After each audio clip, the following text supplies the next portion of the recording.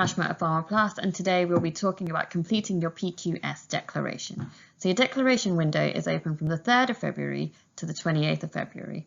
And in that time, you must complete your declaration. Anything later than 28th of February won't be accepted, but we do advise you not to complete your declaration too early and make sure that you've completed all the quality domains and you have the evidence to show this before making your declaration.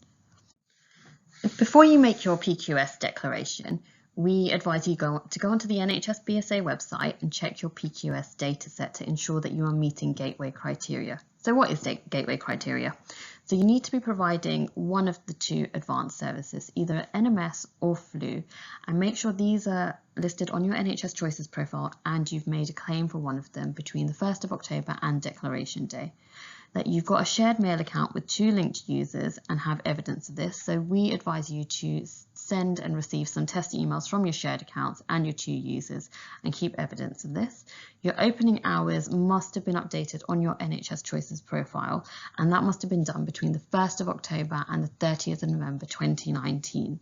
So if you haven't done this by now, you will not meet gateway criteria and you will not be able to submit a claim.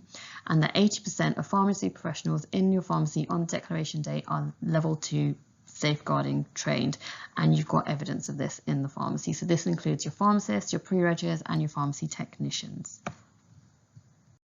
Before you start your declaration, we recommend you have a look at this spreadsheet. You can view all the questions that will be in the declaration here, and we will be attaching this onto our email that we'll be sending out. So, how do you claim? You need to log on to onto the NYS portal and go to the Pharmacy Quality Scheme page. But before you do that, you need to enter in the data from your NSAID audit, which you can see on the screen is on your NYS portal as well. So if you just click Start Now, it tells you exactly what needed to be completed as part of your NSAID audit. So your data must have been collected for at least 2 weeks and identified at least 10 patients within that time. If you didn't achieve 10 patients, then you needed to extend the audit for 4 weeks and then upload the data from there onto either Pharma Outcomes or onto NYS. So if you submitted your data on Pharma Outcomes, your data will already be pre-populated on NYS, but this does occur overnight. So if you uploaded your data on Pharma Outcomes today, don't do your declaration until tomorrow. And if you did it that way, all you need to do is enter your start and end dates of your audit onto NYS, and then the rest will be there. If you haven't uploaded it onto Pharma Outcomes, you can upload all of your data onto NYS.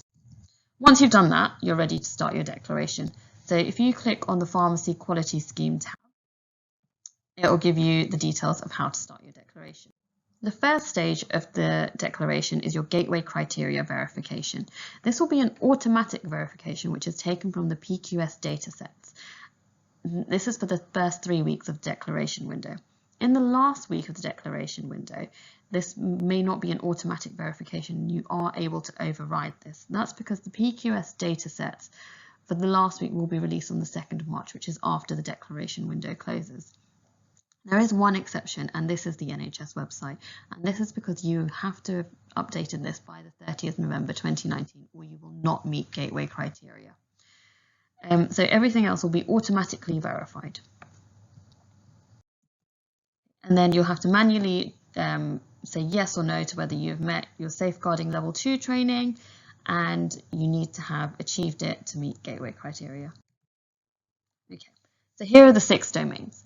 Remember, you need to achieve every single point per bundle to be able to claim anything in that bundle. So for example, in your risk management bundle, you need to have claimed for your risk management training and assessment, sepsis, undertaking a risk review, your CPP, LASA training and a patient safety report. So say you haven't done a patient safety report, you cannot claim for any of the 30 points as part of this bundle and you will risk losing out on all of your payments. Hence why we have recommended you make sure you get everything done before you make your declaration, as you cannot go back.